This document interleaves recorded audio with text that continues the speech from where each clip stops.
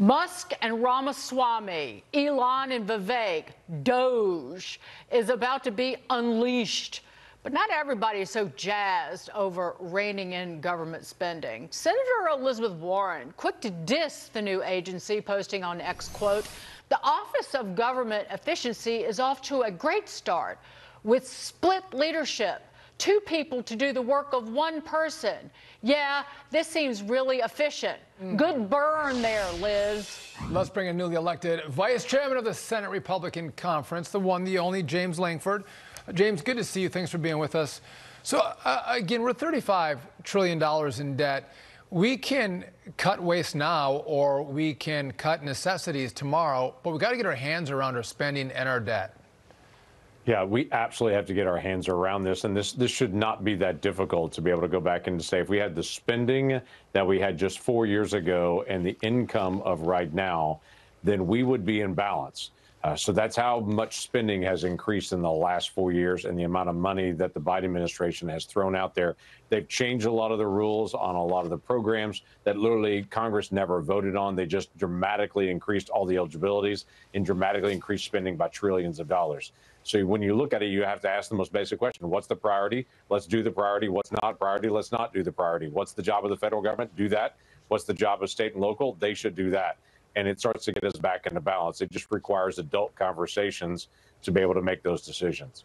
And it's also the difference between what is right and what is wrong, and speaking to the American people who these are their taxpayer dollars at work. When Right. you have an estimated 1/4 of the people who work for the Commerce Department claiming they live in big ticket cities like D.C., but have moved elsewhere, so they're drawing the salary of somebody in an urban area but live, in a lower cost area. Why do they get away with that? Like, all of this must be stopped, Senator. Yeah, all of it has to be stopped. If somebody can telework on it, fine, we get that. There's a lot of teleworking that's happening now. But if they're not actually producing anything, or if they're in an area that's a low-cost area and they're trying to get a high-cost salary on that, that's something we need to be able to address. But we should also address the grant money that was given for drag shows in Ecuador, the grant money that was given to study the secret language of butchers in Paris. We should stop the grant money to study the effect of COVID on women in Russia. We've got tons of money that's just being thrown out that's just foolish spending, that it pretends like we don't have a massive deficit, and we do. So the first things first, any entity that actually rises up that says, let's actually look at government spending top to bottom to be more efficient in how we do it, what we're actually doing, and saying what should we do and not do, those are positive things. And it's taking care of the American people's hard-earned money and not throwing it away. Senator John Thune won the majority race today. You won the vice chairman's race. Again, you're the only ones in the room.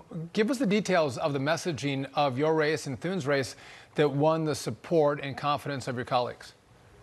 Yeah, it was interesting is we had 3 really good folks that actually ran. In fact, Marco Rubio at one point said this is kind of like Alabama when they had 3 first-round draft pick quarterbacks not long ago, that we have really good candidates over there. All of them were strong supporters of the Trump program and of the legacy that he wants to be able to leave. We want to be able to move that legislation. All 3 of them were very, very clear on that. In fact, what was interesting was even for John Thune and John Cornyn and obviously Rick Scott, when they looked at their voting record of how they supported President Trump, they all strongly supported President Trump when he was actually there 4 years ago. So this wasn't a matter of who supports President Trump and who doesn't. In fact, what's interesting, I had a lot of folks that said, hey, President Trump has a preference on this. And I kind of laughed. I said, President Trump hasn't actually spoken on the Senate leadership race. A lot of other people have and their preferences on it, but he never spoke out on it, not once. And President Trump is not a shrinking violet. If he has a preference, he says his preference. So I think a lot of people are going to find out that John Thune is going to work very hard to be able to move the legislation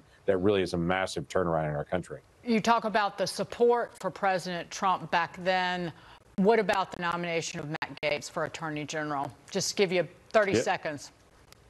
I would just say for all the nominations that are coming out, and we had today Tulsi Gabbard, we also had Marco Rubio. They're all going to go through the process on this. They're going to get good hearings. One of the things that John Thune has said is that he wants to be able to move nominees through the nominee process, get them on the floor as fast as we can. We should be able to get these up, down, make the decisions, and then be able to keep going. So, yes, that should start even during the time before the president comes in. Senator James Lankford, thanks for being with us. All of you, have a great night. See you tomorrow.